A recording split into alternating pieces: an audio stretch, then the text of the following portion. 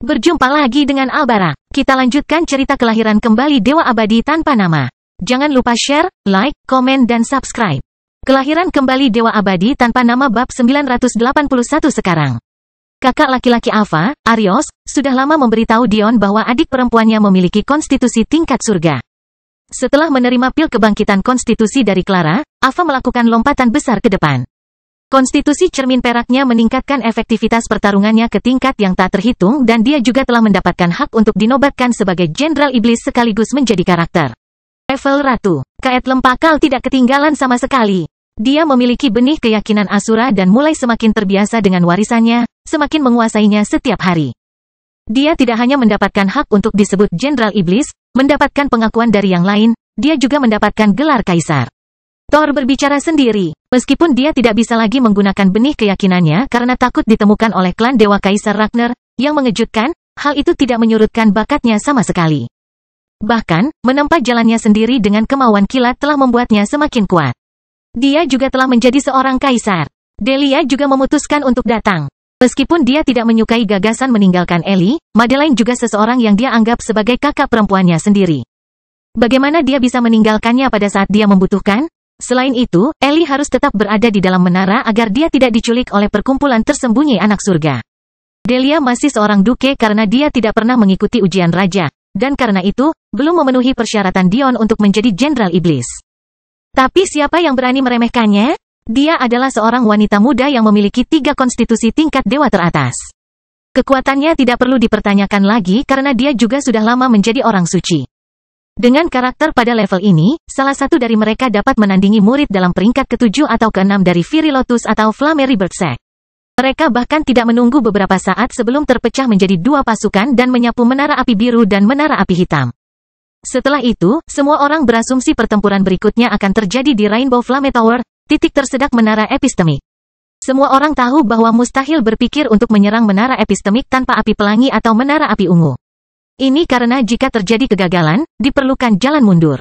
Bahkan jika terjadi pertarungan yang berkepanjangan, jalur pasokan dan penguatan juga perlu diamankan. Kedua menara itu sejauh ini merupakan pilihan terbaik. Namun, karena menara api ungu berada di seberang area yang dikuasai oleh Sekte Flaming Lily. Siapa sangka mereka akan menyerangnya terlebih dahulu? Itu telah membuat Sekte Gagak Emas dan sekutunya benar-benar lengah. Inilah yang menjadi tujuan Alidor. Karena kepentingan strategis yang dimiliki menara api pelangi, Sekte Gagak Emas telah menempatkan kedua murid dalam kelahiran kembali api dan Sekte Teratai Api peringkat kedua di sana. Mengetahui bahwa itu adalah hal yang paling penting untuk dipertahankan. Namun, menara api ungu hanya dipertahankan oleh murid peringkat 10 dan 9 mereka. Tentu saja Alidor tidak mengetahui hal ini secara pasti. Dia baru saja mengambil risiko pada apa yang menurutnya merupakan alasan paling logis, dan pada akhirnya, dia benar. Mengenai racunnya, apa yang harus ditakutkan Alidor? Bukan hanya dia, dirinya sendiri, seorang pengguna aurora bawaan. Istri pemimpin mereka yang terhormat sudah dipandang sebagai salah satu alkemis muda paling berbakat yang pernah ada. Jenderal Gaia, mereka segera mendekat. Apa perintah Anda? Seorang perwira berpangkat lebih rendah dengan hormat menundukkan kepalanya di hadapan murid dalam peringkat ke-9 dari Sekte Teratai Api. Yang juga merupakan adik dari Vale Gaia, murid dalam peringkat pertama mereka. Pesanan, Jenderal Gaia tertawa. Perintah apa yang kamu butuhkan? Hancurkan mereka. Seorang jenderal dari Sekte Kelahiran Kembali Api mengerutkan keningnya. Gale, jangan bodoh sekali. Pasukan yang sama ini telah menghabisi anggota sekte kita yang lebih kuat. Apakah kamu percaya bahwa mereka akan sebodoh itu mengabaikan pelangi? Menara api jika mereka tidak berencana menangani kabut racun menara api ungu kita? Gale mendengus. Jelas. Mereka percaya bahwa karena kita adalah anggota tempat suci sekte kita yang berada di peringkat ke-9 dan ke-10, kita mudah ditindas. Mereka mungkin berpikir bahwa mereka bisa mengalahkan kita sebelum racunnya masuk.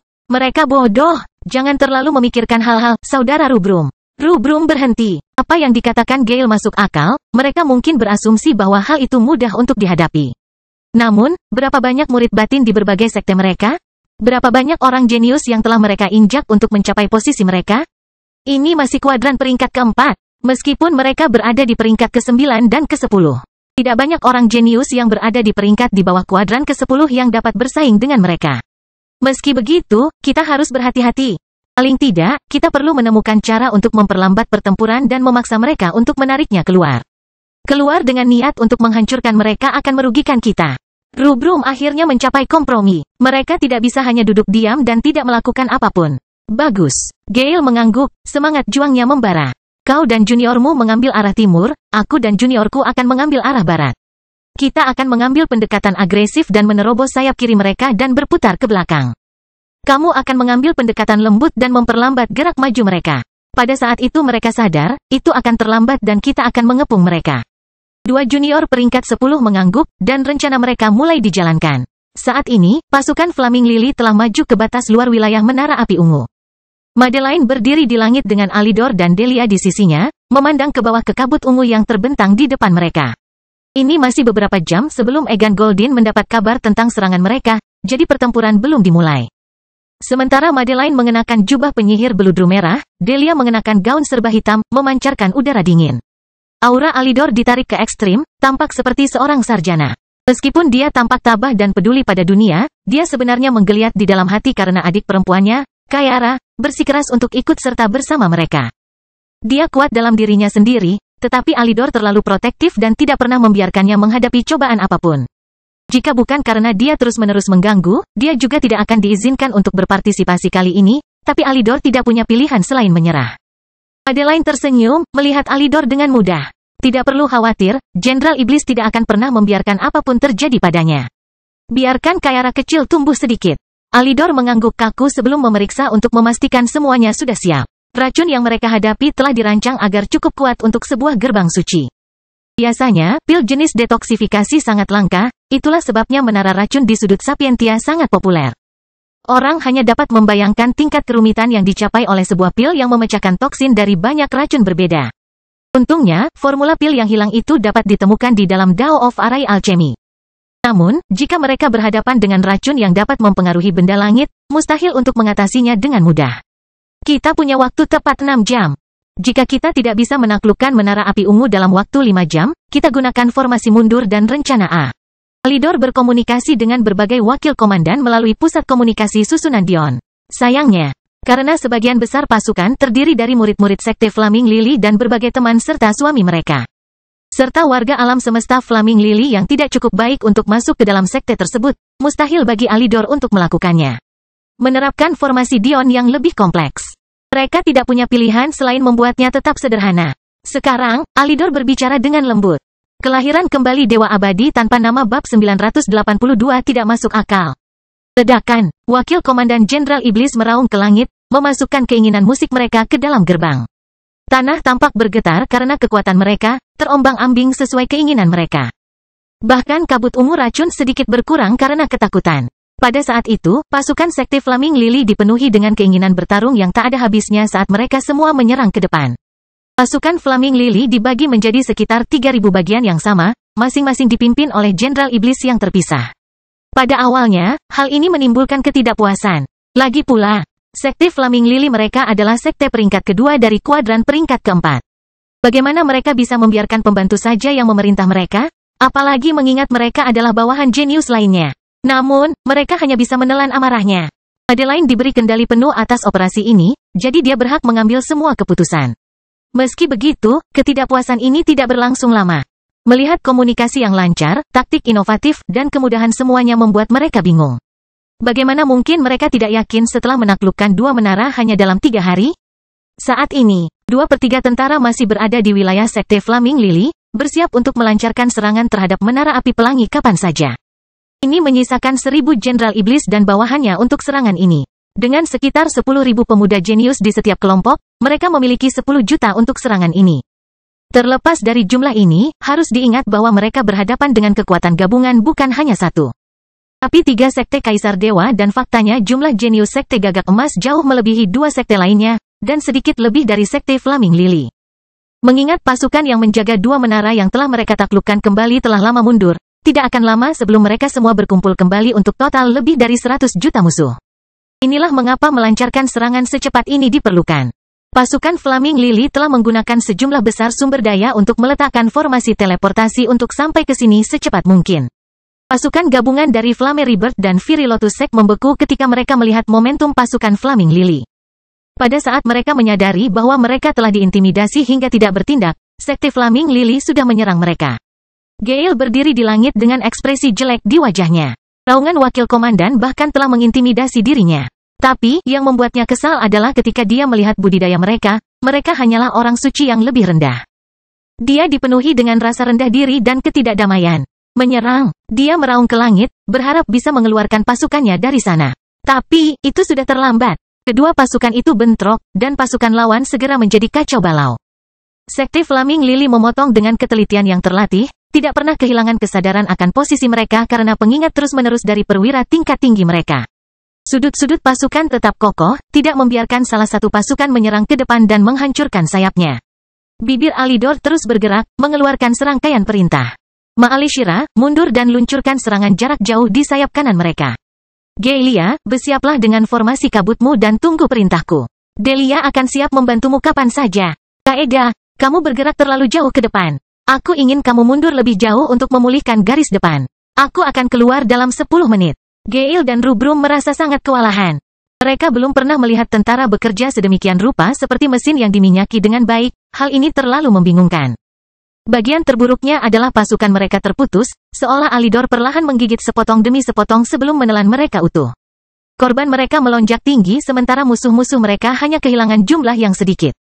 Bagian terburuknya adalah garis depan mereka sepertinya terus berubah, segera memaksa mereka untuk berhadapan dengan prajurit baru berkali-kali. Mata Gale memerah saat dia melihat ke langit. Di seberang medan perang, matanya bertemu dengan Rubrum saat mereka berdua mencapai kesepakatan diam-diam sebelum meluncurkan Alidor. Tiba-tiba, terdengar suara tawa saat seorang pria berambut merah dengan pisau kembar berwarna hitam muncul di hadapan mereka berdua. Menurutmu mudah sekali mengambil kepala komandan kita? Angan-angan saja. Arios tersenyum liar, sudah lama sekali dia tidak melepaskannya. Lagi pula, dia berasal dari keluarga pembunuh, bagaimana mungkin dia tidak memiliki sisi pembunuh? Kaetlem muncul di sisinya pada saat berikutnya, mengalahkan Thor dalam aksinya.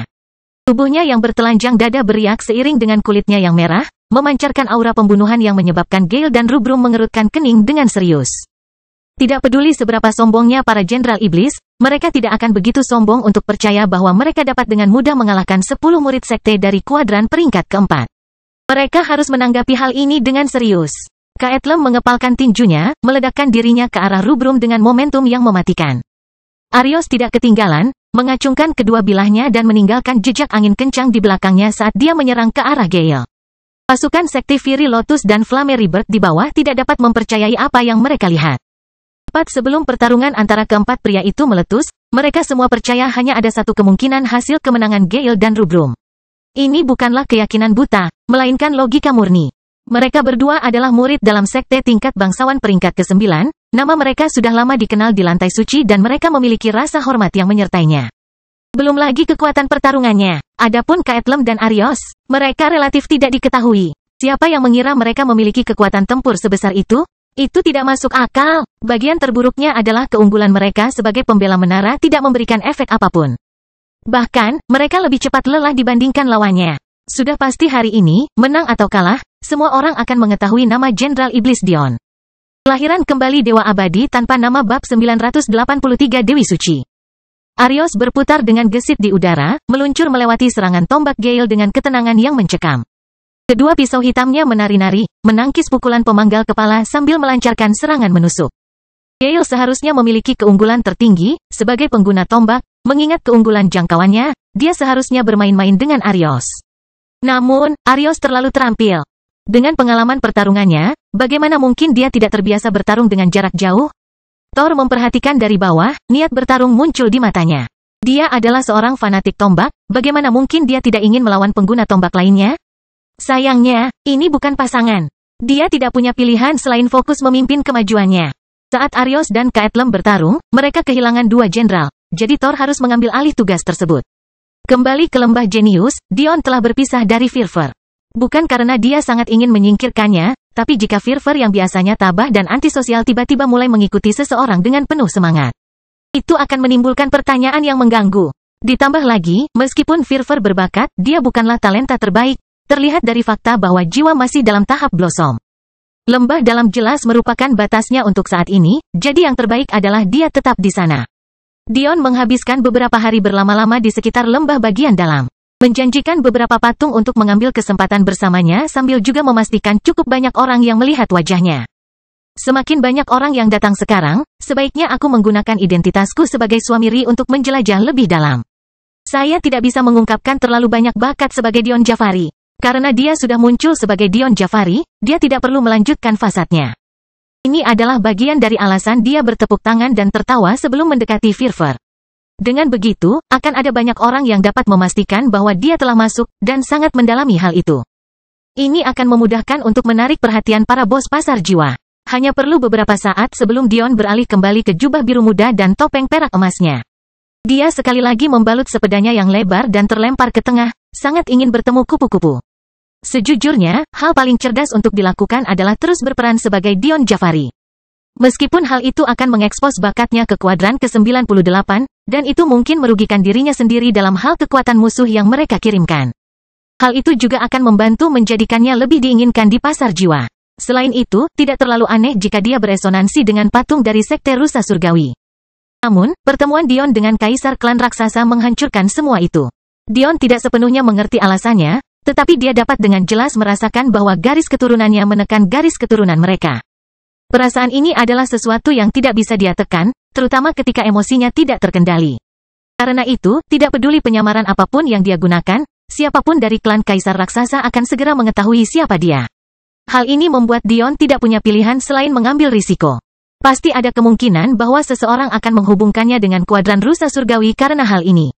Tetapi siapa yang mengira bahwa takdir akan mengacaukan rencananya yang telah disusun dengan cermat? Satu-satunya anugerah adalah peluang ini sangat rendah karena semua orang masih mengira Ri berasal dari kuadran Kitsune Shruti. Dion segera mencapai jurang curam lainnya. Namun, di sini, pendaratannya tidak akan terjadi begitu saja. Dari apa yang Dion tahu, gravitasinya berlipat ganda. Bahkan dengan kekuatan tubuhnya, dia pasti hanya menjadi genangan daging dan darah. Menarik. Dion tersenyum ringan. Sepasang sayap hitam mekar dari punggungnya saat dia terjun ke depan. Angin kencang mengancam akan mencabik-cabik Dion, tetapi sayapnya terlalu kokoh, masing-masing sebanding dengan harta karun. Tidak lama kemudian Dion mendarat di tanah, mendarat dengan ringan. Saat dia muncul, dia merasakan energi yang ganas dan tidak diketahui mencoba membombardir pikirannya sebelum ditolak. Kabut di sini jauh lebih tebal, dan sepertinya hal ini disertai dengan ilusi dan serangan mental yang lebih ganas. Meskipun lebih sulit untuk bermanuver di sekitar wilayah inti, hal ini juga berfungsi sebagai bentuk perlindungan.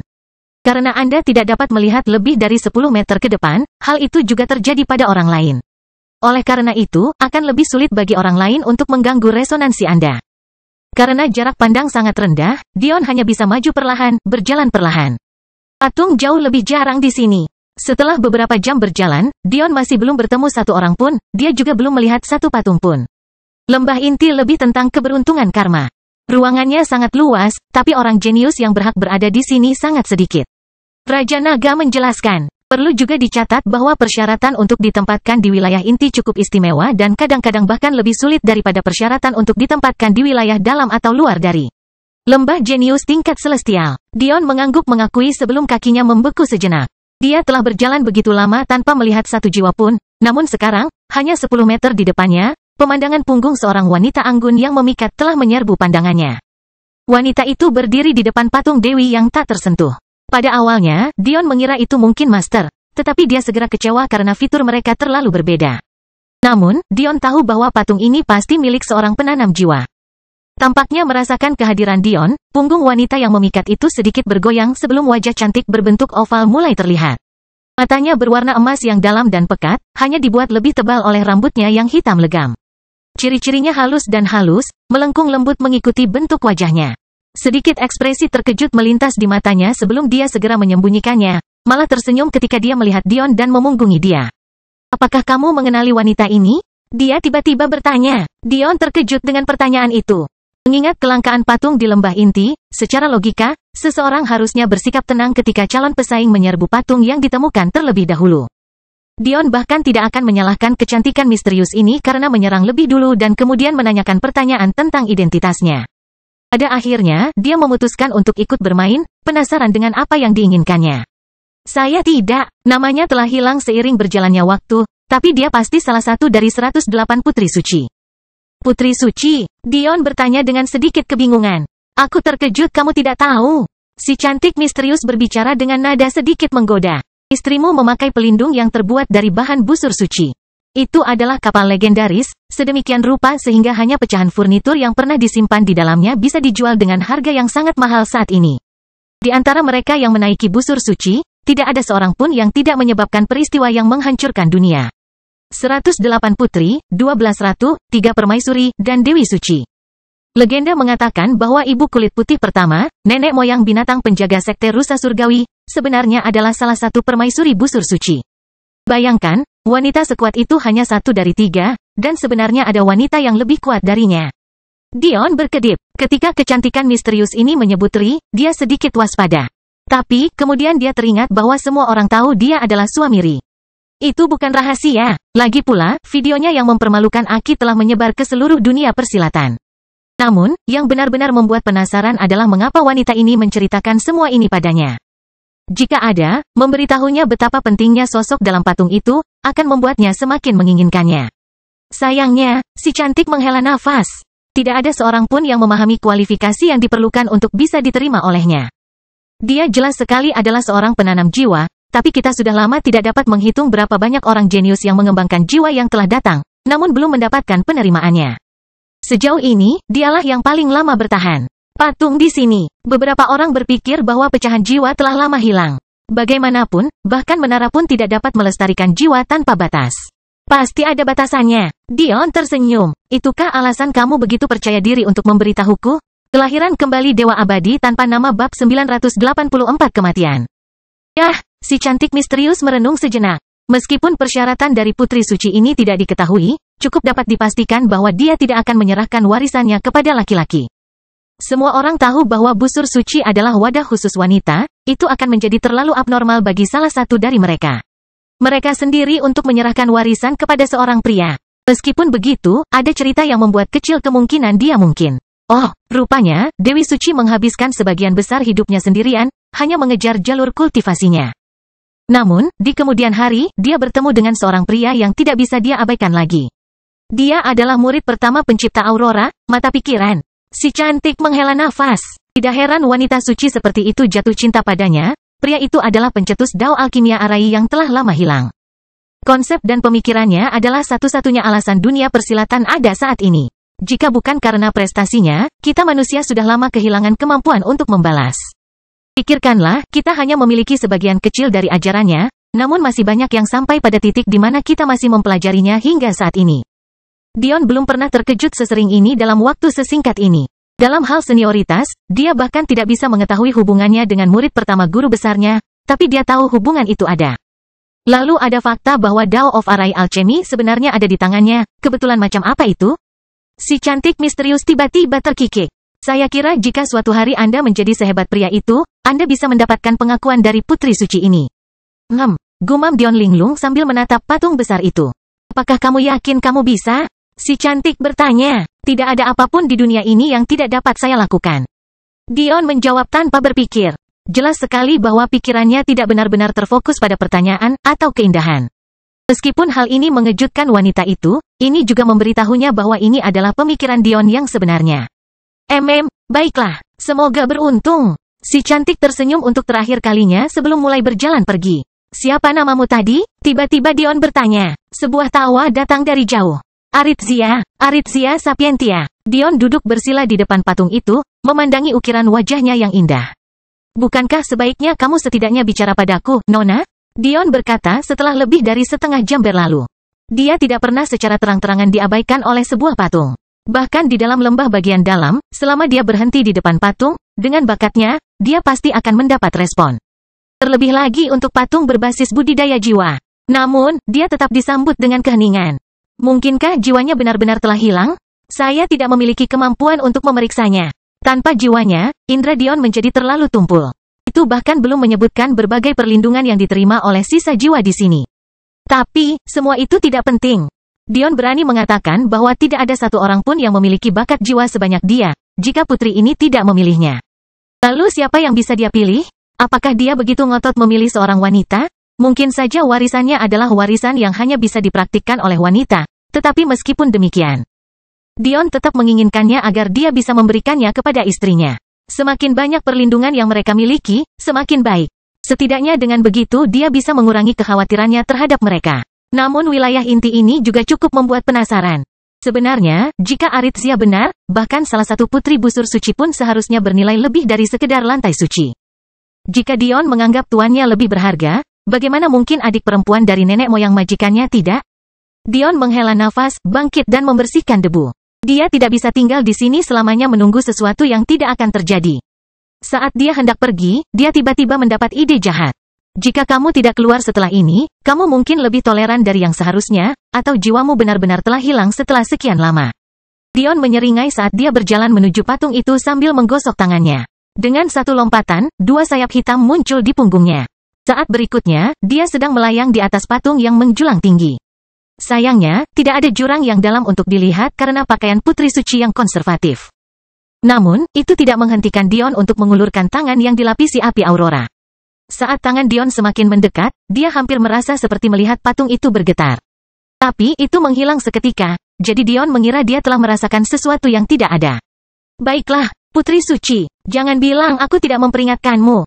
Sentuhan tangan jahat Dion memerah ke dada batu yang dingin, menuangkan api aurora ke dalamnya. Patung itu mulai bergetar hebat. Kali ini, tidak salah lagi, sudah pasti bergerak. Dion menyeringai jahat. Aku tidak akan melepaskannya sampai kamu keluar. Menggunakan api aurora memang merugikannya, tapi itu pasti sepadan.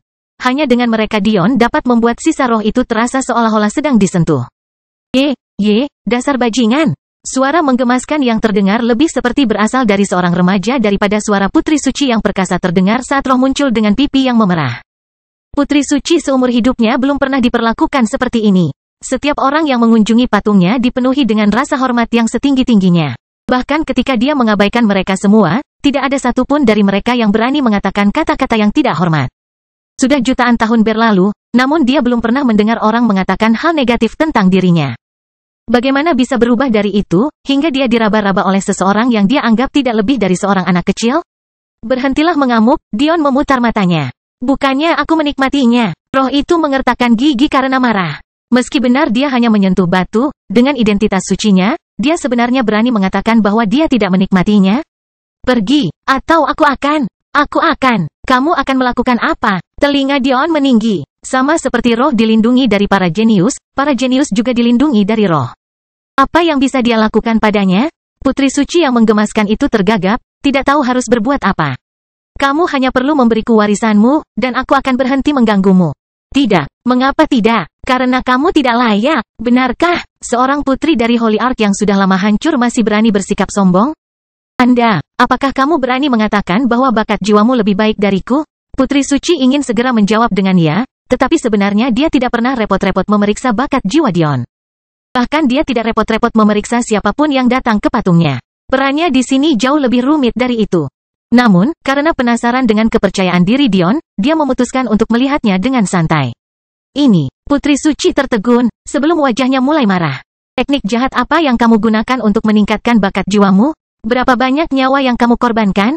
Berapa banyak keluarga yang kamu hancurkan? Kamu, jahat, bajingan, jahat, bajingan, jahat. Dion hampir tertawa terbahak-bahak. Tampaknya satu-satunya kata-kata buruk yang diketahui oleh si cantik lugu ini hanyalah jahat dan bajingan. Kamu berani tertawa? Bahkan jika keberadaanku harus dihapuskan dari surga, aku akan membunuhmu dan menghapus kejahatanmu dari dunia. Tawa Dion membeku, bahaya besar tiba-tiba menyelimuti dirinya. Hanya menyisakan satu pikiran, kematian. Kelahiran kembali Dewa Abadi tanpa nama bab 985 tunduk pada. Tubuh Dion disita. Pada saat itu, tidak ada keraguan dalam benaknya bahwa dia akan mati. Kenangan terlintas, seluruh hidupnya dipajang. Sungguh lucu, dia baru berusia 33 tahun. Namun 16 tahun pertama hidupnya dihabiskan di ruangan yang penuh dengan komputer dan 16 tahun terakhir dihabiskan mempertaruhkan nyawanya demi menjadi lebih kuat. Dia telah menghabiskan total 2 tahun dalam keadaan koma, semua setelah berjuang dalam beberapa pertempuran tersulit dalam hidupnya. Dapat dikatakan bahwa dia baru benar-benar hidup selama 2 tahun. Dia terlalu menyesal. Dia menyesal tidak menghabiskan lebih banyak waktu bersama istri-istrinya, dia menyesal tidak menerima Clara lebih awal, dia menyesal tidak bisa menemukan Amporae. Dia menyesal tidak bisa melindungi teman-temannya, keluarganya. Kemudian Dion merasa marah. Siapakah putri suci ini yang secara sewenang-wenang memberikan penilaian? Siapa dia yang akan mengambil nyawanya? Biarpun Dewi Suci sendiri ada di sini. Dia tidak punya hak itu. Tekanan yang luar biasa melanda jiwa Dion, mengancam akan menghancurkannya menjadi debu. Roh putri suci muncul di mata pikiran Dion. Untuk melewati batasan menara, dia harus membayar harga yang sangat mahal. Tapi ini membuktikan kesediaannya untuk mengorbankan segalanya demi membunuh Dion. Keberadaannya akan musnah sepenuhnya. Tanpa harapan atas karma yang diperolehnya selama hidupnya, juga tidak menjadi masalah karena faktanya dia akan kehilangan kemampuan untuk bereinkarnasi sama sekali. Namun, apa yang dia rasakan saat memeriksa jiwa Dion adalah sesuatu yang tidak bisa dia abaikan. Dalam keadaan normal, mustahil baginya untuk melihat Dion hingga tingkat itu, namun menara memberi roh kemampuan untuk melakukannya. Ketika itu ditambah dengan wawasannya yang luar biasa, melihat fakta bahwa jiwa Dion sebenarnya adalah kumpulan bakat banyak orang adalah hal yang sederhana.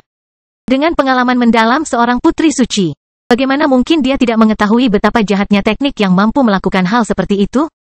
Bagian terburuknya adalah ketika dia memasuki tubuh Dion. Dia menyadari bahwa bukan hanya jiwanya yang seperti ini, tetapi juga tubuhnya. Memikirkan semua pengorbanan yang diperlukan untuk meningkatkan bakat seseorang ke level ini saja sudah membuatnya gemetar karena amarah yang tak terkendali. Dia belum pernah merasa semarah ini dalam hidupnya. Sebenarnya, putri suci tidak salah. Tidak ada keraguan bahwa teknik yang dimanfaatkan Dion adalah yang paling jahat. Bagaimana mungkin penyegelan bakat seluruh alam semesta demi keuntungan Anda sendiri bukanlah teknik yang jahat? Namun, dia masih salah menuduh Dion. Apa yang dia yakini adalah Dion telah melakukan ini dengan sengaja, tetapi dia sepenuhnya salah. Meski begitu, bagaimana dia bisa memahami nuansa situasinya? Dan, bahkan jika Dion tahu bahwa ini adalah masalahnya, dia masih ingin mencabik-cabik putri suci yang bodoh ini. Bagaimana dia bisa peduli jika itu adalah kesalahan yang jujur? Dia akan membuat siapapun yang berani mencoba dan membawanya pergi dari kehidupan ini membayar utangnya secara penuh. Putri suci menjelajahi dunia emas, mencari pusat mata pikiran Dion. Mau tak mau dia terkejut melihat betapa luasnya mata pikiran Dion, tapi ini hanya membuatnya semakin marah. Bagaimana lagi bisa sebesar itu kalau bukan karena teknik jahat yang dia gunakan? Mata pikiran adalah aurora, bukan jiwa itu sendiri. Namun, itu adalah cara termudah untuk mengakses jiwa seseorang, terutama dengan wujud roh putri suci. Tidak lama kemudian dia mencapai inti dunia. Meskipun sepertinya banyak waktu telah berlalu, kenyataannya adalah suara makian Dion di luar masih bergema. Ketika inti mata pikiran ditampilkan untuknya, matanya melebar sekali lagi. Dia melihat jiwa dalam wujud seorang anak yang bersarang di dalam rahim ibunya, dirantai dengan rantai berlian yang tajam, diukir dengan susunan yang rumit bahkan di luar pemahamannya. Bayi itu meringkuk, menghisap jempolnya dan tidur nyenyak, sama sekali tidak menyadari bahaya yang ada di dalamnya. Seolah-olah rantai tidak melilitnya sama sekali, atau terasa senyaman selimut. Putri suci tercengang. Bagaimana jiwa orang jahat seperti itu bisa berpenampilan polos? Dan jiwa tidak seharusnya mengambil bentuk sampai seseorang mencapai tahap transenden setengah langkah. Yang pada saat itu bayi harus terbangun agar seseorang dapat memanggil energi dari alam transenden untuk melakukan transenden. Jadi, bagaimana mungkin jiwa seorang pengumpul esensi sudah mencapai tingkat ini? Bahkan jika kekuatan jiwanya berada di tingkat surgawi, itu masih jauh dari tahap ini. Harus dikatakan bahwa perwujudan jiwa dan wujud aslinya adalah dua konsep yang sangat berbeda. Manifestasi Dion sombong dan penuh dengan keagungan, tapi itu hanya dibandingkan dengan jiwa-jiwa di alam eksistensi ini. Dalam kaitannya dengan bidang transenden, itu tidak lebih dari seorang bayi yang tidak bersalah. Ada alasan mengapa sisa jiwa yang berwujud ahli yang mereka wakili disebut roh dan bukan jiwa. Ini karena gambar yang mereka proyeksikan bukanlah wujud aslinya. Jika itu adalah wujud aslinya, yang akan dilihat semua orang adalah gumpalan energi gas yang samar-samar, mirip dengan apa yang dilihat Dion di makam Elvin. Roh-roh itu telah mati begitu lama hingga mereka melupakan wujud aslinya dan malah menjadi gumpalan cahaya. Satu-satunya alasan putri suci bisa mengingat wujudnya begitu lama adalah karena dia tinggal di dalam patungnya sendiri. Bagaimana dia bisa melupakan wujudnya jika dia tinggal di dalamnya? Namun, bayi ini adalah wujud sebenarnya dari jiwa Dion. Entah kenapa, hal itu sudah terbentuk.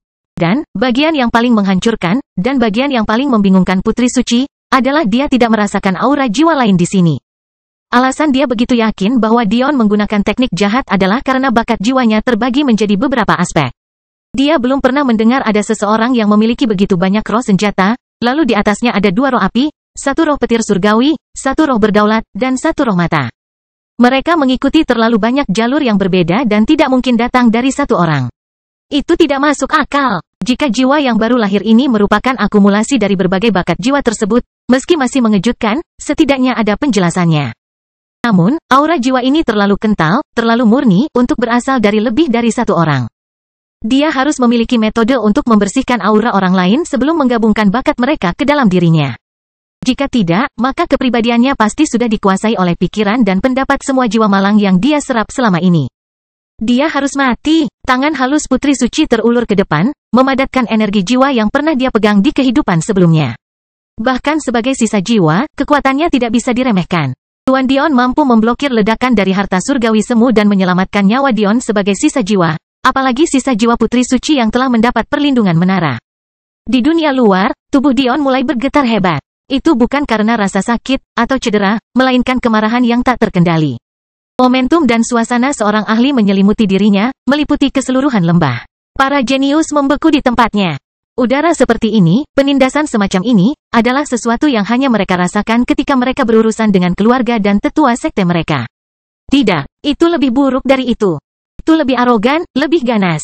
Itu dipenuhi dengan kehadiran dan keyakinan tak tersentuh yang menentang dunia. Dunia batin Dion bergetar hebat saat manifestasinya mulai mengaum ke langit. Ia ingin keluar, ia ingin melepaskan kekangannya.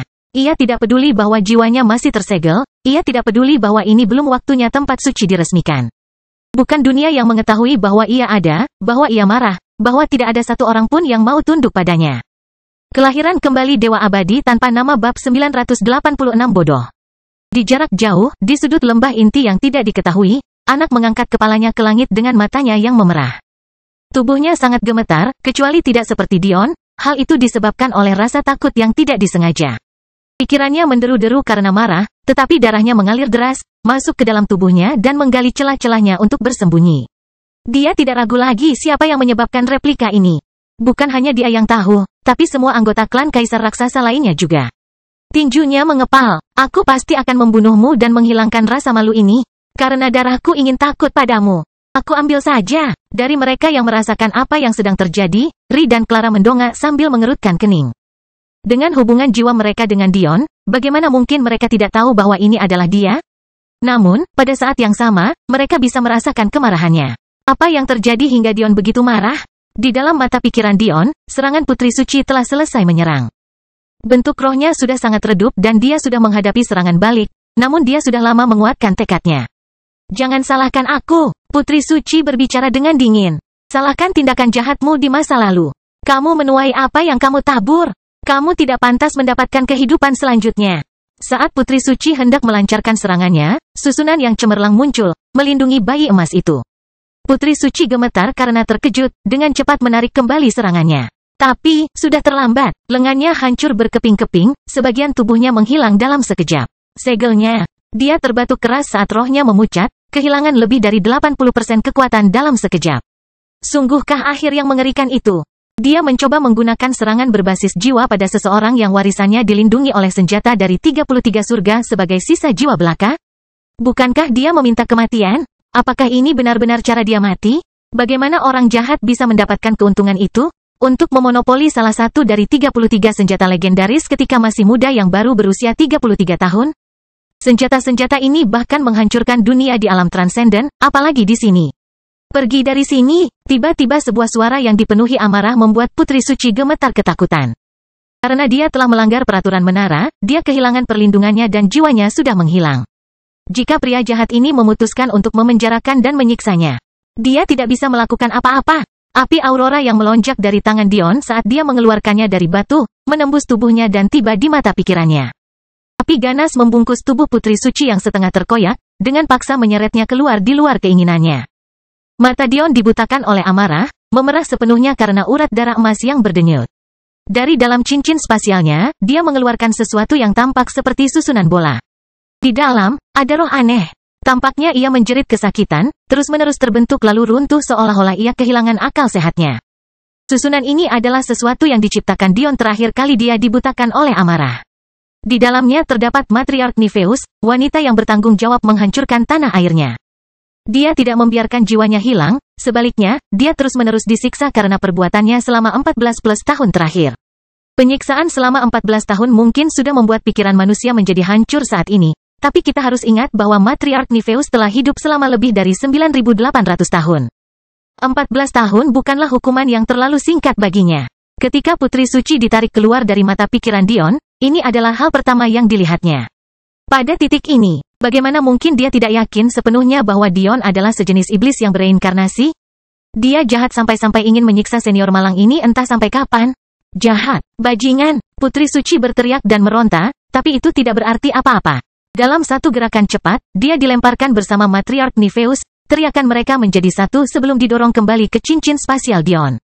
Bahkan setelah melakukan ini, kemarahan Dion masih belum mereda. Tinjunya melayang ke depan, menghantam patung Putri Suci dengan keras. Ledakan, ledakan, ledakan, hujan pukulan yang sangat deras membombardir patung itu, tapi materialnya terlalu keras. Bahkan dengan kekuatan terkuat Dion, tidak ada harapan untuk mematahkannya. Tapi, dia tetap melepaskan semua emosinya. Dia benci perasaan tidak berdaya, namun perasaan itu sepertinya semakin sering terjadi. Bahkan jika dia tidak mati sekarang, siapa yang bisa mengatakan bahwa ahli berikutnya yang menganggap hidupnya tidak berarti tidak akan berhasil? Sialan, emosi yang telah lama dikubur Dion melonjak ke atas. Pikiran rumahnya hancur hanya dengan jentikan jari. Gambar Amporae memberikan nyawanya untuk menyelamatkannya. Kilatan senyuman terakhir Luna sebelum ia bunuh diri. Tenang, suara kuno Raja Naga terdengar di benak Dion. Meskipun dia lebih menyukai sisi iblis tuannya, sebagai senjata, dia terikat oleh peraturan surga. Karena dia sadar bahwa Dion tidak ingin terjerumus ke pihak seperti itu, maka dia mempunyai kewajiban untuk menghentikannya. Suara itu membuat Dion kembali ke dunia nyata. Dia hanya bisa menatap tulang tangannya yang basah kuyup dan mengepalkannya erat-erat. Dion tidak peduli alasan apa yang dimiliki Putri Suci, sejauh yang dia tahu, dia bisa membusuk di neraka bersama Matriarch Nifeus untuk selama-lamanya.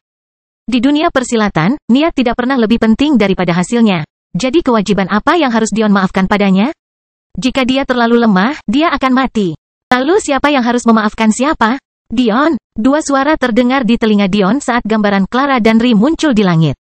Meskipun tidak ada menara pemancar sapientia di sini, jarak satu sama lain cukup dekat sehingga tidak menjadi masalah. Dion menggelengkan kepalanya. Aku baik-baik saja. Mereka yang seharusnya membayar kesalahannya, justru membayarnya. Kedua wanita itu menghela nafas lega. Apa yang telah terjadi? Clara mau tidak mau bertanya. Melihat ekspresi khawatir mereka, Dion hanya bisa menjelaskan secara singkat. Terlepas dari kenyataan bahwa dia menyembunyikan sebagian besar detailnya, kedua wanita cantik itu tidak bisa menahan diri untuk tidak pucat ketakutan. Apakah mereka benar-benar hampir kehilangan suaminya? Kita harus bersama. Ri angkat bicara. Seandainya dia dan Clara ada di sana, mungkin kejadian seperti itu tidak akan terjadi. Paling tidak, mereka bisa menjamin karakter Dion. Dion menghela nafas. Clara, sebaiknya kamu membantu Ri mengklaim warisannya. Warisan itu, meskipun dia kalah dalam pertukaran dengan Little Veuglass, tidak terlalu jauh di belakangnya sehingga dia akan kalah jika Ri terganggu oleh resonansi. Meski Dion tidak ingin hubungan antara Clara, Ri, dan dirinya diketahui sebelumnya, setelah dipikir-pikir, ia lebih memilih mengambil risiko untuk memastikan Ri terlindungi. Lagi pula, tidak ada yang mempertanyakan asal-usul Ri karena sudah dipastikan bahwa dia adalah anggota klan salju, mereka hanya bisa menganggap Ri dan Clara berteman sebagai pertemuan kebetulan. Clara mengangguk, aku sudah menyempurnakan harta karun kubah yang kamu berikan padaku. Tidak ada seorang pun yang akan mendekati kita. Dion telah memutuskan untuk memberikan harta yang dia curi dari Lilith kepada Clara. Lagi pula, dengan jiwanya yang tersegel, dia tidak bisa memperbaikinya dengan baik.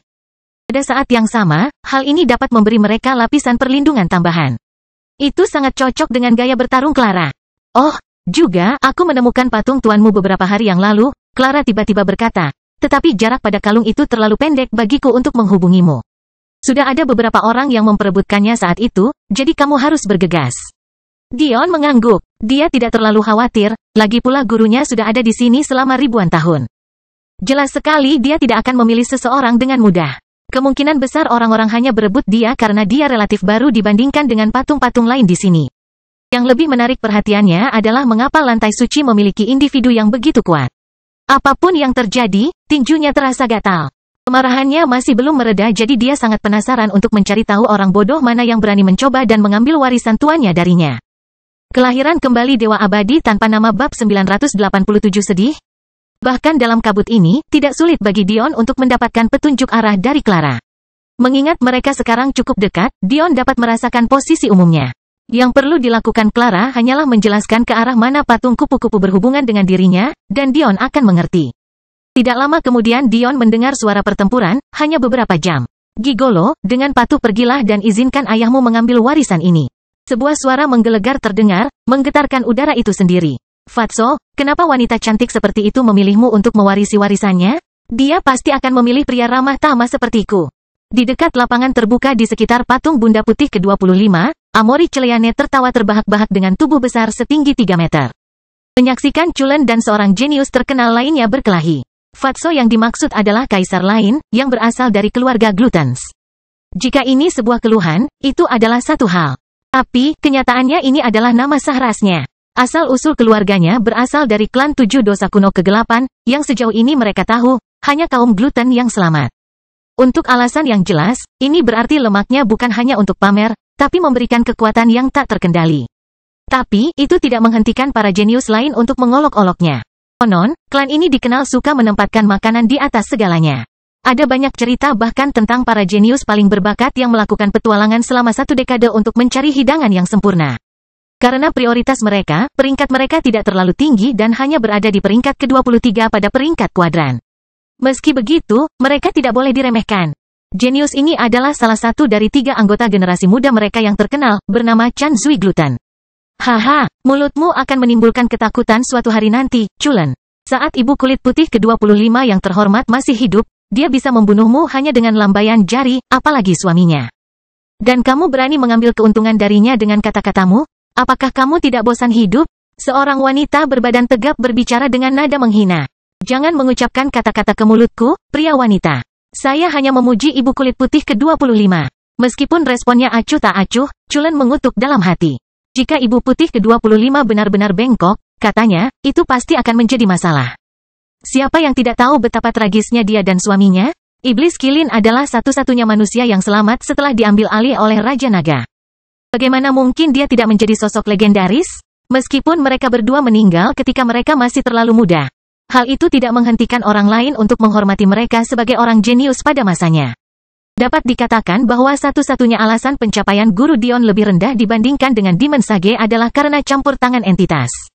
Jika bukan karena dia dan suaminya akan mengguncang dunia persilatan. Sulit membayangkannya, tapi Tuan Dion masih muda. Seseorang harus ingat bahwa tanda sebenarnya dari seorang jenius adalah mencapai alam surgawi sebelum tahun 100 dan alam pembentukan Dao sebelum tahun 1000. Dia tidak hanya melakukan kedua hal itu.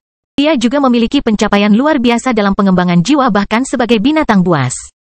Sampai pada titik di mana dia bisa menjaga jiwanya agar tidak menghilang ribuan tahun setelah kematiannya sendiri.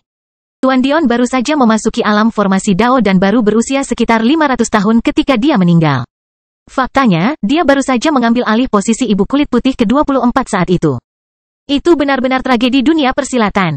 Sebenarnya, para jenius hanya bermain-main pada saat ini, masih saling merasakan untuk melihat siapa yang benar-benar menginginkan warisan tersebut dan siapa yang hanya menguji keberuntungan mereka. Lagi pula, mereka semua sadar bahwa warisan ibu kulit putih ke-25 pasti berhubungan dengan jiwa, namun tidak satu pun dari mereka yang merupakan penanam jiwa. Karena alasan inilah meskipun jumlah mereka cukup banyak di sana, hanya 2 yang bertarung. Faktanya, Chulen bahkan belum menggambar pedang bulan kembarnya. Saat mereka semua bercanda satu sama lain, tatapan mereka semua tertuju ke satu arah saat kabut tebal sedikit terbuka.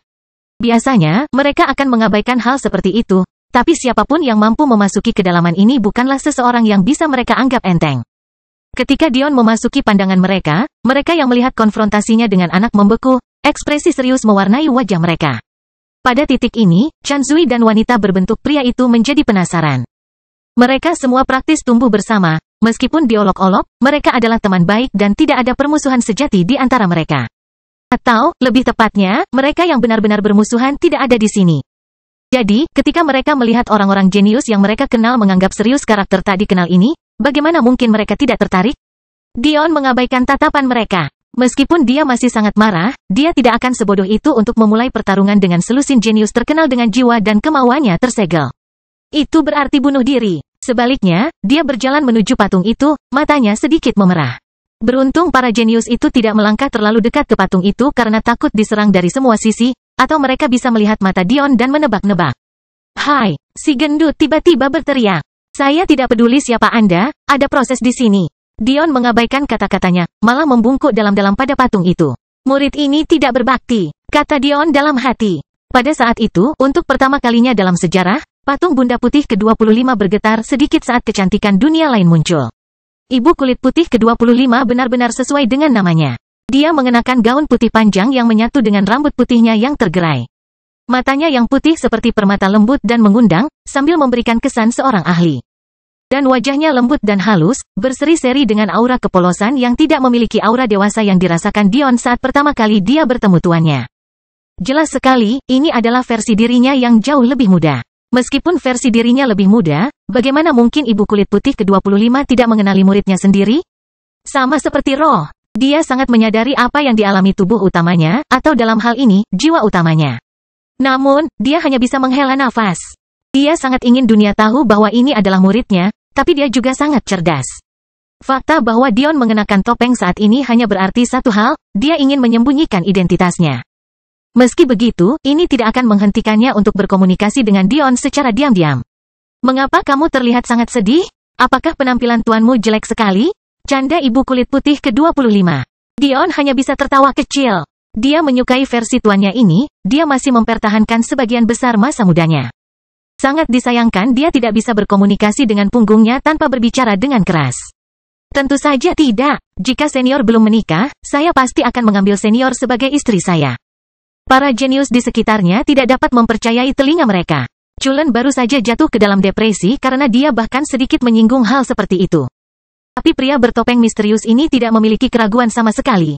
Bagian yang paling mengejutkan adalah mereka semua telah mencoba peruntungan agar ibu putih ke-25 muncul. Memamerkan kemampuan dan bakat mereka satu persatu, namun yang dia lakukan hanyalah membungkuk. Pada saat itulah mereka teringat. Pria bertopeng ini dikenal sebagai seorang jenius dalam membuat senjata. Atau, lebih tepatnya, semua orang berasumsi bahwa dia diberi bungkusan yang diperban di punggungnya. Oleh karena itu, bakat jiwanya harus menjadi alasan dia muncul begitu cepat. Benar, namun, pada titik ini, mereka semua mencibir dalam hati. Dengan perkataannya tadi, bagaimana dia masih berhak mendapatkan warisannya? Ini tidak ada bedanya dengan menghina ibu kulit putih ke-25. Siapa yang tidak tahu betapa seriusnya wanita di dunia persilatan menjaga reputasi mereka?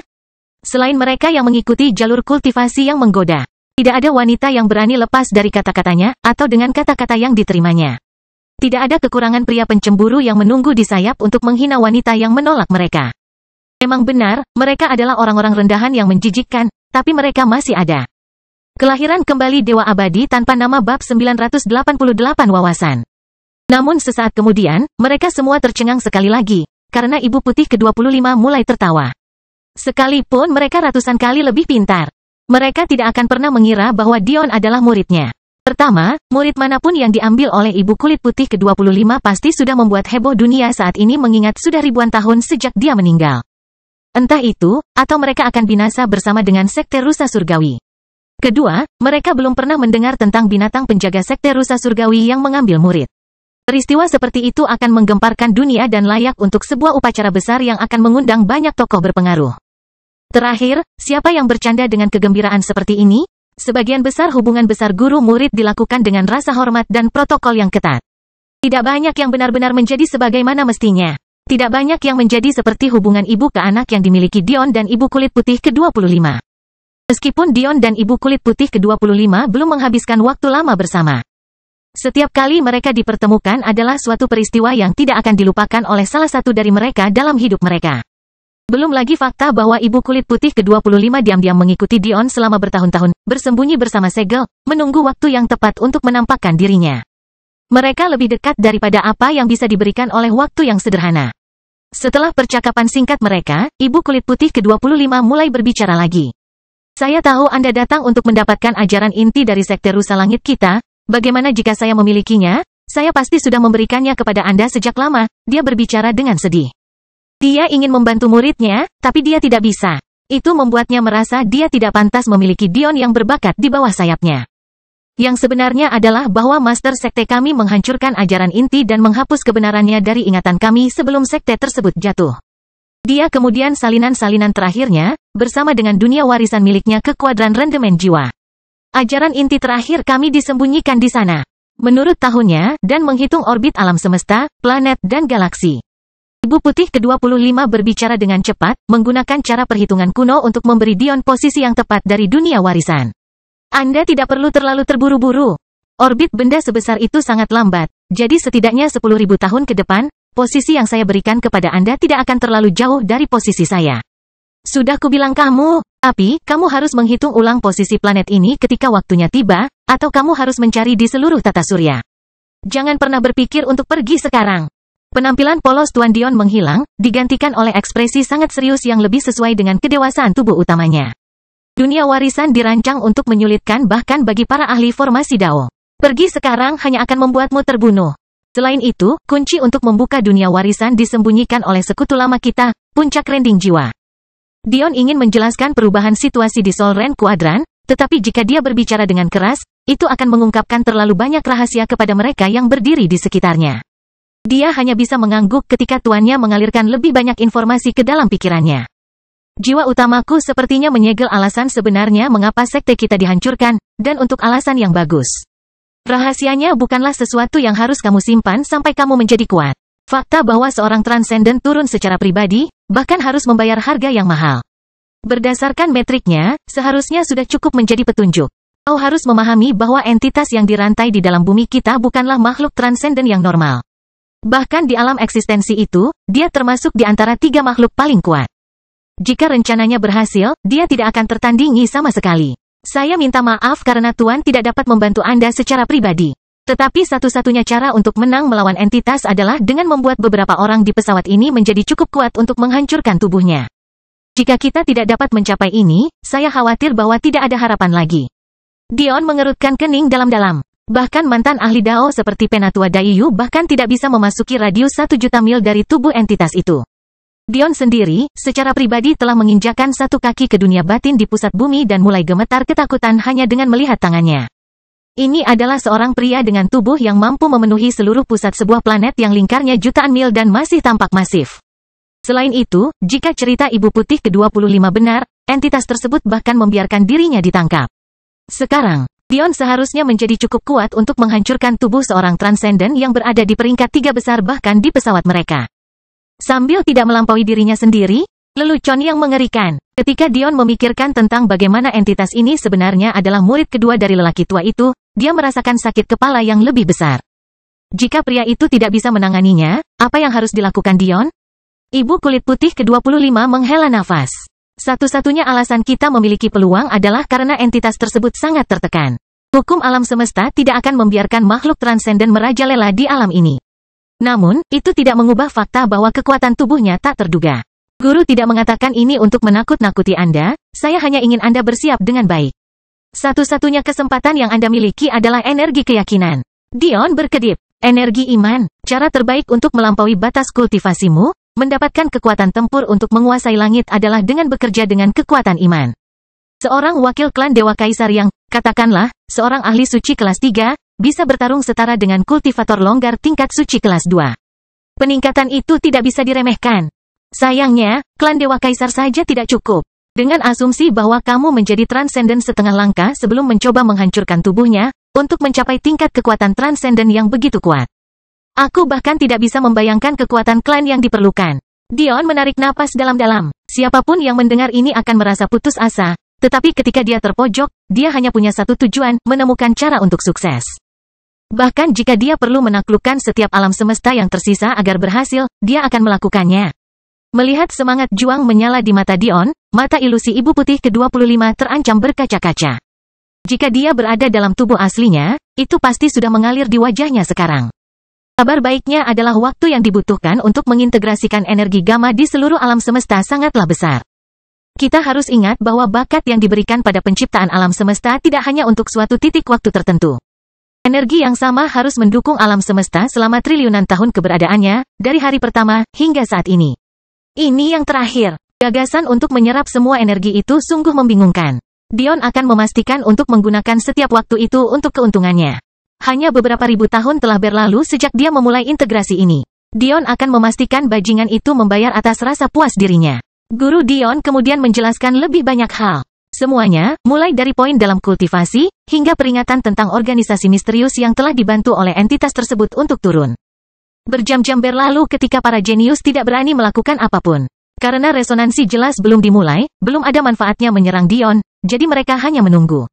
Sangat bingung tentang apa yang bisa dibicarakan begitu lama oleh pria bertopeng dan ibu kulit putih ke-25. Tentu saja, mereka semua berasumsi bahwa Dion sedang berkomunikasi dengannya secara diam-diam, padahal kenyataannya hanya ibu kulit putih ke-25 yang berbicara. Pada saat dia akhirnya selesai, ibu kulit putih ke-25 memasang ekspresi sedih di wajahnya. Saya tidak memiliki warisan yang belum ada dalam ingatan Anda untuk diberikan kepada Anda.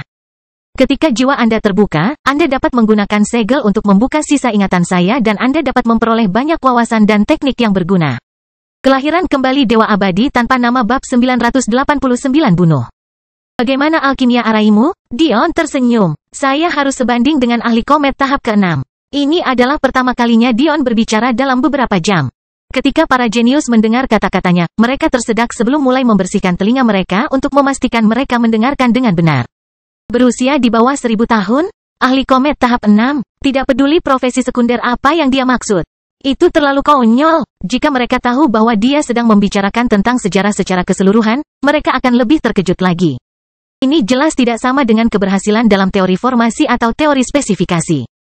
Mereka yakin dia pasti berbohong. Tapi ketika Ibu Putih ke-25 mengangguk dengan serius dengan sedikit rasa bangga di matanya, mereka tidak bisa menahan nafas yang tanpa sadar mereka tahan. Kita harus tahu betapa langkanya ahli tingkat komet. Pakar tingkat bulan, planet, dan bintang hampir tidak ada. Selain itu, ahli tingkat komet sudah cukup baik untuk menciptakan harta karun dan pil yang cocok digunakan untuk ahli tingkat formasi Dao. Selain itu, jarak antara panggung Grandmaster dan panggung komet bagaikan langit dan bumi. Belum lagi jarak antara komet tahap pertama dan kedua, apalagi tahap pertama dan ke-6. Itu terlalu tidak masuk akal.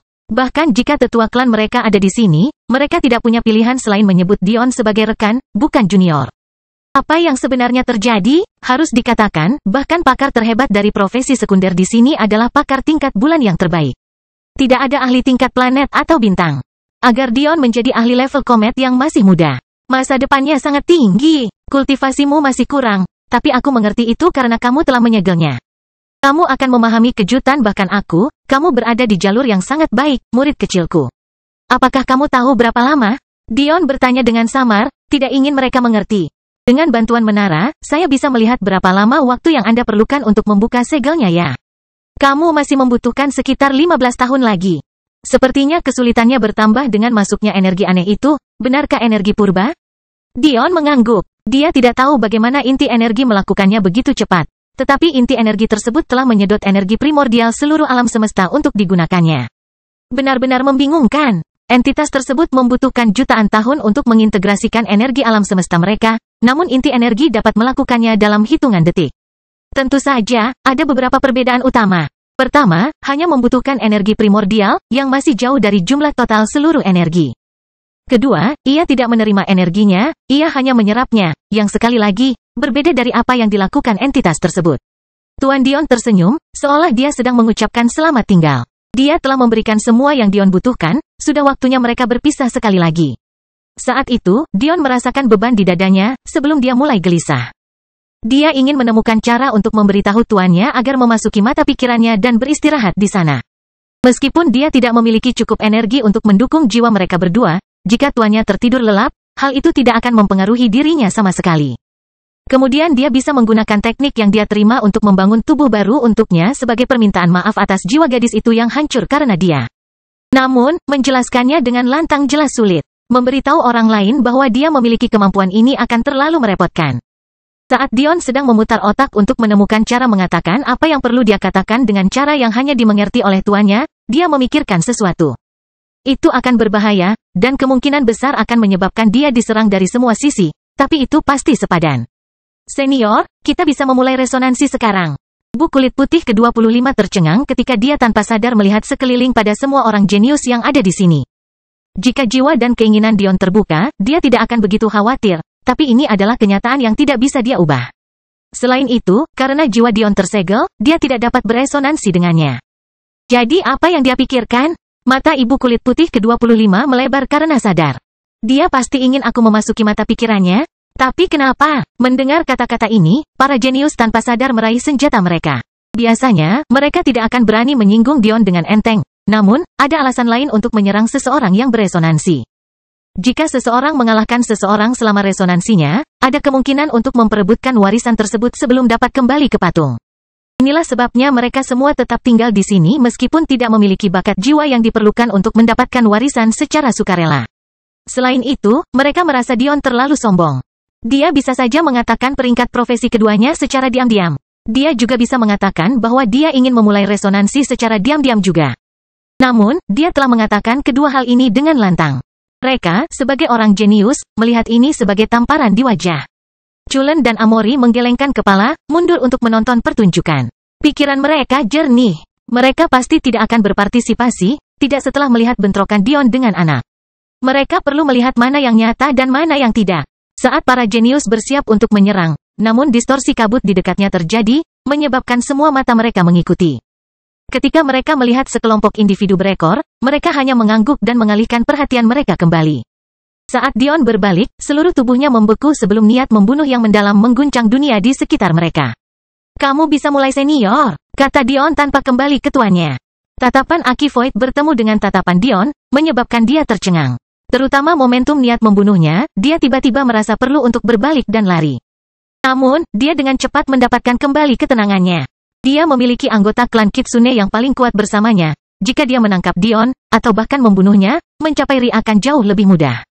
Wajahnya menguat. Membunuh. Para jenius terdiam, tidak yakin harus bertindak atau tidak. Di satu sisi, dendam antara pria bertopeng ini dan klan Kitsune terdokumentasi dengan baik.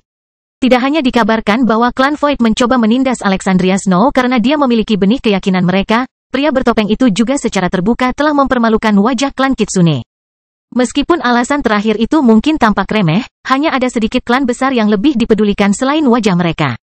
Dalam kaitannya dengan generasi Sein yang lebih muda, Aki Void telah menjadi jenius nomor 1 sejak lama. Karena Ri berasal dari klan yang lebih kecil dan jarang muncul di depan umum, dia tidak menerima dukungan yang sama dari klan Aki. Karena itu, meski memiliki bakat jauh lebih banyak daripada Aki, dia tidak diterima dengan cara yang sama. Meskipun mereka ingin Aki tumbuh menjadi pemimpin, mereka ingin mengendalikan Ri.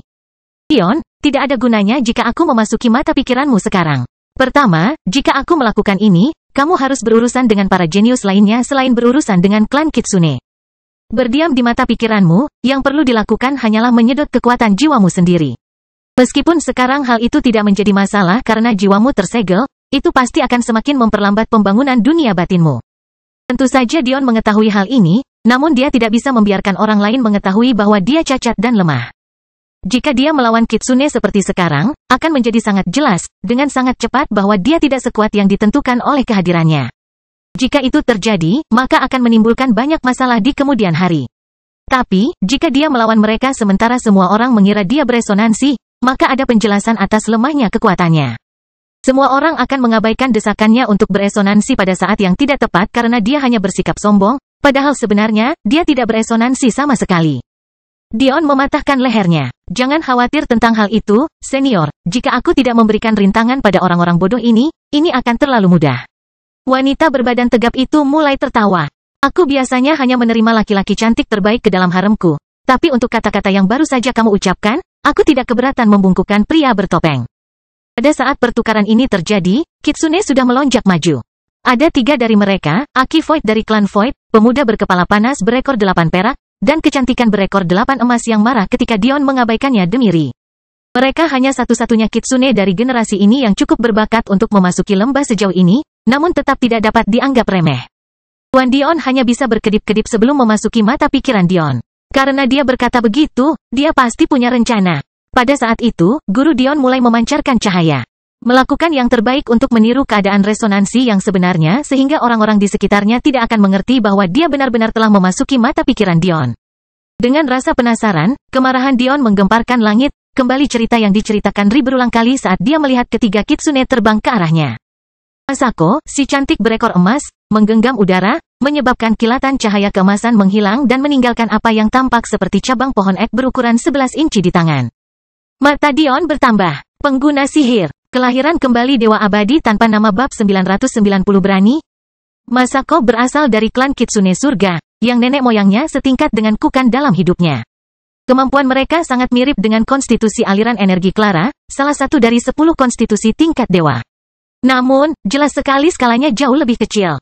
Sederhananya, mereka memiliki versi kemampuan Clara yang lebih lemah, dengan peningkatan afinitas terhadap energi jalur konvensional dan kemampuan untuk membaca aliran energi di dalam tubuh lawan mereka. Ini membuat mereka menjadi pengguna sihir yang sangat baik, jadi tidak mengherankan. Terlepas dari keindahan dan keanggunannya, tidak ada yang cantik dari keganasan serangannya. Masako mengambil posisi terdepan, membiarkan Aki Void dan Jin Jikan mengapitnya. Jelas sekali, mereka sudah terbiasa bertarung bersama. Tangan halusnya berputar dan mencambuk, melayang dengan anggun di udara, menggambar pola demi pola dengan kecepatan yang membutakan. Dalam sekejap, beberapa susunan muncul sebelum berubah menjadi cambuk seperti ular. Ular melingkar, dengan diameter setengah kaki meledak ke arah Dion dari segala sudut, mengancam akan memukulnya menjadi daging cincang. Ekor jin memancarkan cahaya keperakan sama seperti ekor Aki yang mengeluarkan kabut hitam. Lampu-lampu itu berputar serempak, menuju ke susunan Masako dan menyatu. Pada saat itu, ular transparan tidak lagi bergerak dengan mudah, malah mendapatkan keunggulan yang dalam. Mereka mempercepat dan memperlambat tanpa peringatan, bahkan melompati ruang dan kadang-kadang muncul di tempat lain. Pasangan kembar tiga kitsune tidak menahan apapun, malah memilih menyerang dengan segala yang mereka miliki. Para jenius yang belum bergerak menyaksikan dengan kaget. Mereka sangat menyadari betapa kuatnya kombinasi ketiganya, yang tidak mereka duga adalah mereka akan menyerang dengan kekuatan penuh secepat itu. Biasanya, ketika menghadapi musuh yang belum pernah kamu lawan sebelumnya, beberapa penyelidikan akan dilakukan. Ini membuktikan satu hal, pria bertopeng ini berbahaya. Dion menghadapi serangan gencar yang datang dengan ekspresi tenang. Persepsinya bekerja secara berlebihan dan dia mengamati setiap gerakan mereka. Dan kemudian, dia menjentikkan kedua lengan bajunya, membiarkan ratusan plakat perak muncul di udara, melayang di sekelilingnya dengan lembut. Api aurora meletus di sekelilingnya, didukung oleh urat rahasianya untuk kontrol tambahan. Ini akan menjadi penagihan utang pertama untuk klan Kitsunemu.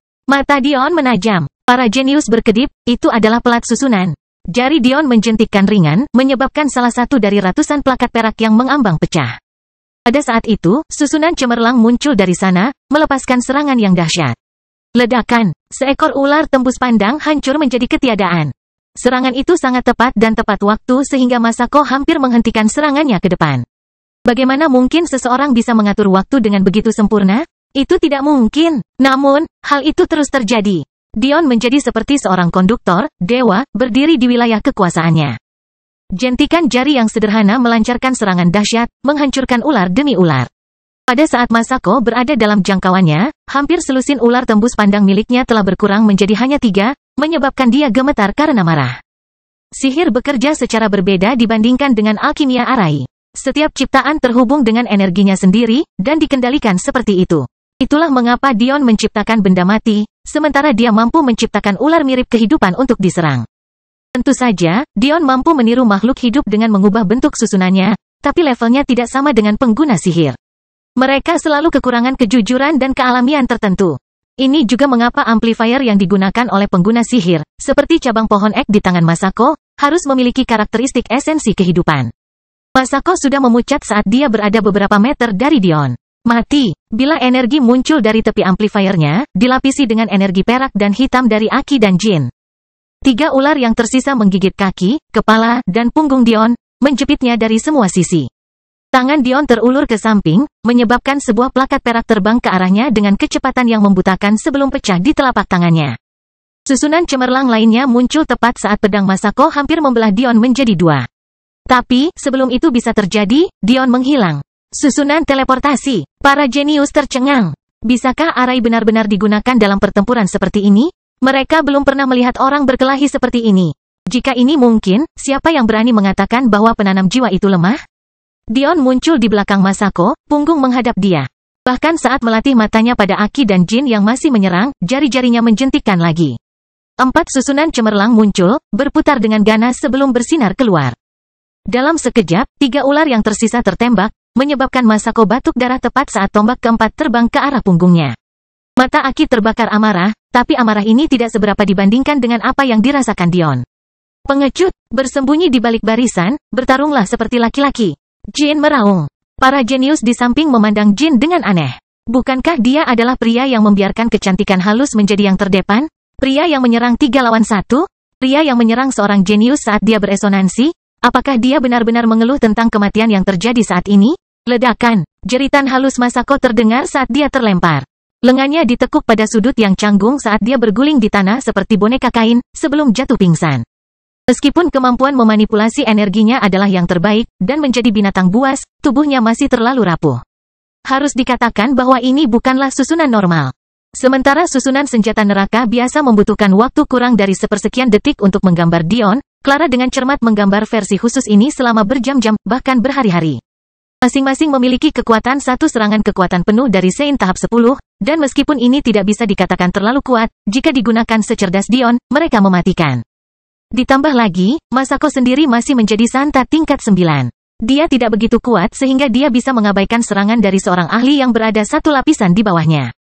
Satu-satunya alasan dia mengambil garda depan untuk mereka bertiga adalah karena dia memiliki kontrol terbaik atas energi. Dan dengan demikian bisa lebih mudah menerapkan kehendak waktu Jin dan kehendak kosong Aki.